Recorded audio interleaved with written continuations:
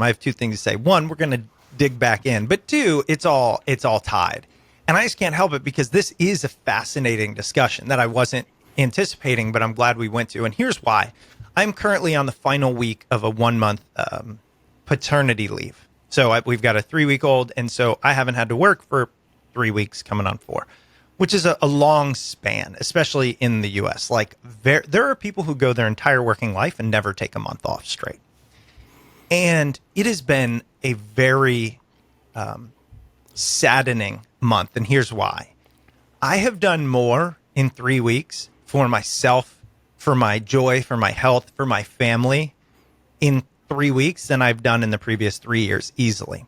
I took my kids to go shark teeth hunting, and we went camping, and we went to a minor league baseball game, and we've done all these things. I'm renovating things in my yard. I've cultivated the honey from my bees. All these really fantastic things, right? Which is what I believe to be life. And what I've realized is exactly what you're talking about, which is this should be normal for us. We should be able to have this, right? We, especially in the US, I'm speaking here because this is what I know, but we have the resources and the capabilities to make this happen. And I believe the reason we're not is for exactly what you're talking about, right? Because if everybody were to do that at different times, we might lose 1% growth or something. Not 90. We're not regressing. We're just not exponentially progressing. And it reminds me of, there was this futurist I read about a long time ago. He said, by 2000, a third of our time will be spent on work.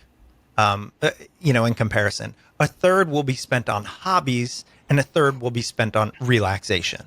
And in fact, the opposite has happened, right? We're working harder.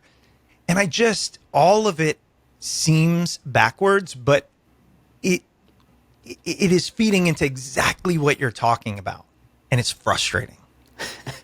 Yeah, it's crazy that John Maynard Keynes wrote a very famous note to his grandchildren, where he predicted that this was around the 40s, 50s, something like that. I can't remember exactly the date.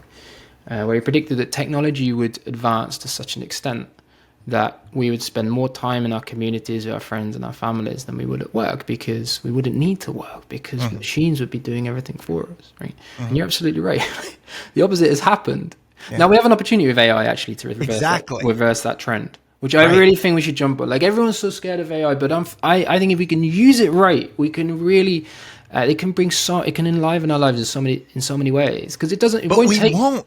We won't. We won't. This is why I bought Amazon, Microsoft, Tesla. I bought the stock not because of the company, but because I have this negative view that there will be a monopoly, whoever gets there first to some extent, and they will exploit it. And now the richest person will be worth 100 billion, not 5 billion. And that's what frustrates me. It's frustrating, but I really think there's an opportunity. And the problem is, like, you're right. At the moment, the way the economy works is that all of those productivity gains will be siphoned upwards towards whoever is the first to win the race. Like, that's how it works. Yeah. But I think, I hope, and the optimist in me hopes, that if we can just use these technologies in ways that free us all from the drudgery of work, and there's almost like an AI dividend. And you can implement that in many different ways. Some say you can implement like a UBI, you can put a floor under deprivation, or you can you can simply just allow people to share jobs, for instance, right? Do part-time, but people because AI is doing more jobs, it means you've got less work available, so everybody kind of does part-time work instead of full-time work, right? So there's all sorts of ways that you could use this to really give us more time back, like just in the way that John Maynard Keynes said that we would be using technology. I think it's a choice. And the optimist in me hopes that we make the right one. But I hear what you're saying. Yeah. Well, and they may not. Yeah, and I think I've been thinking about this a lot recently. No progress happens quickly. There is a quote that my wife shared with me long, long ago. One of the things that made me fall in love with her, and it is, nature does not hurry, yet everything is accomplished, right? And I think that that we can do things over time, and we will go ebbs and flows, and we will screw it up, but then in the long run, if it gets better. And I hope that happens with AI as well. And I think that we have to at least have these discussions. We have to at least write these books. We have to at least learn about it so that our kids start to be a little smarter, so that their kids start to be a little smarter. So over time, we look back 100 years and we go, man, I can't believe those people did that. Because the truth is, you can say today sucks, but do you want to live in 1923? Absolutely not, right? And so I think we have to remember that. Yeah, absolutely, and it's also really important to remember that AI isn't going to rob us of AI. Technologies can only use what we give them, right? What's available, the information, the machine learning can only draw on what's available right now. It can't predict anything. It can't make stuff up for new. It's not a creative or innovative process. Like that's what people do. People take their jobs.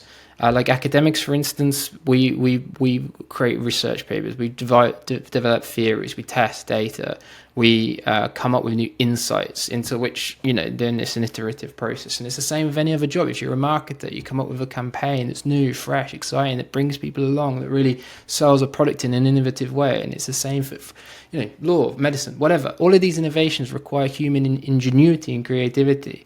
None of that goes in this world. But what does go is the drudgery of the crap tash, the admin, the having to schedule meetings, the real stuff that gets in the way of that meaning and purpose. And that's why that's why I think technologies can be really helpful for us, because it can focus our minds on that creative side of us, that innovative side of us that really helps drive the economy, whilst also not having to worry about working ourselves to the bone, because all we're ever being asked to do is more. We can focus on quality over quantity, and I think that's a really important shift in the way we work. Well, I don't want to be the pessimist, but I'm just going to tell you, Thomas, that I think what's going to happen is they will offload these menial tasks to AI, and then they will just say, you know what, because AI is doing all that, we only need one person to do the job of three, but now you have to do that higher level thinking, times three, instead of spending the time creating PowerPoint. But that's neither here nor there. Let history be our scorecard.